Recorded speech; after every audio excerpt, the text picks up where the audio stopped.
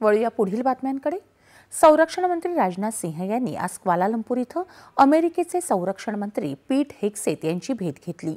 ही भेट भारत आणि अमेरिकेतील संरक्षण स्तरीय संबंध प्रतिबिंबित करणारी आहे। यावेळी 10 वर्षांच्या अमेरिका भारत संरक्षण पथदर्शी आराखड्यावर स्वाक्षरी करण्यात आली। यामुळे उभय देशांमधील भक्कम संरक्षण सहकार्याला एका नवीन युगाची सुरुवात होईल असा विश्वास राजनाथ सिंह यांनी यावेळी व्यक्त केला। हा आराखडा भारत अमेरिका संरक्षण संबंधांना धोरणात्मक दिशा देईल आणि सहकार्याच्या नव्या दशकाची सुरुवात करेल असं ते म्हणाले। मुक्त, खुल्या आणि नियमांवर आधारित हिंद प्रशांत प्रदेश सुनिश्चित करण्यासाठी ही भागीदारी महत्त्वाची आहे असं ते म्हणाले।